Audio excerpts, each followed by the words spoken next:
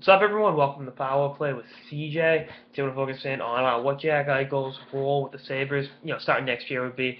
I did it on McDavid and the Sabres. I'm gonna do it on the league's, proverbially bottom-feeding teams. So, yeah, Buffalo and Carolina. And I'll do it for McDavid, Eichel, and Hannafin. I don't have the specific, lineup of when I'm gonna do them, but I just think it's kind of fun to spitball ideas. And, I like to hear your feedback on where these players are fitting the lineup. Obviously, with the three of them, it's safe to assume that they'll all be in the NHL next year, especially McDavid and Eichel.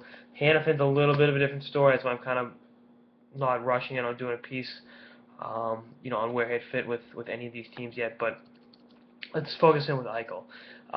Again, I've watched him play twice. Love his game. Think he has amazing upside. Being able to watch him and McDavid play, it's giving me that. Safe assumption is he goes right to the NHL. One and done at PU, joins the Sabres next year, or obviously whoever has a number 2 pick and drafts them, or top 2 pick and sees fit to draft Mr. Eichel. And I wouldn't make him probably first line center yet.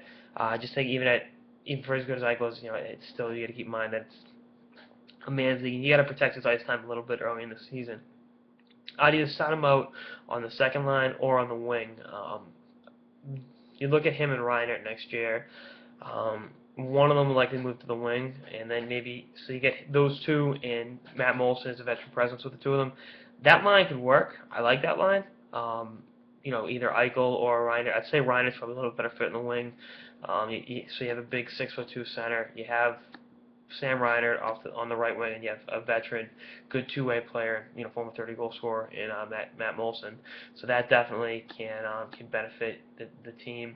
And then from there, second line, you'd go with either Ennis or Hodgson. I think Hodgson could be on his way out soon.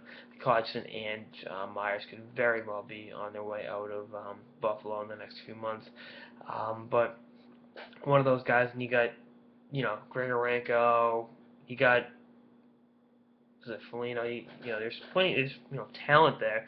But what's going to happen is with all these young players coming up, obviously whoever their top pick is this year, and then their deep farm system, with guys like I mentioned Mikhail Grigorenko, with JT Compher, with guys like that, Joel Armia coming up through the system. A lot of these guys get squeezed out of NHL jobs. And I mean, before I say, well, they're veteran NHL players, well, they're not doing a great job. I mean, they're one of the worst teams in hockey and have been for a while. So I think with Eichel, you've got to, you got to find a spot for him, and it means clearing out some of these guys that have been around for a while. You know what? So what?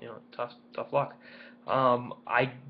Someone posted earlier about trading either Grigorenko or Reiner. I want to do that. I think Reinert's obviously a great player. I think he's going to be a great pro. There's a reason he went number 2 in the draft. But going a step further with Grigorenko, for all the issues with him, I think he's been a phenomenal talent. I think the CHL, NHL, AHL rules screwed him the last 2 years. I think he should have been in the AHL. I think it's ridiculous that rule is still in place. For a league that builds itself on developing players, to impair a player's development like that is incredibly hypocritical, as I slur my words. But I think going back to his issues with Patrick Roy when he's with the Ramparts, I think Roy's had issues with a few different players. Adam Murray was supposedly another one, and it's like there's a little bit of a trend here with Roy. I think Roy's not, I think he's a pretty good coach. Who are we gonna go with there? The 18-year-old, who's to blame? The 18-year-old kid or the 40-year-old coach for having such? I just think that's, or actually, Roy's getting closer to 50, right? It's got to be. Side note. But again, going back to Eichel, this is a franchise-type player, but you've got to watch him early. You don't want to put him in situations that he can't succeed in.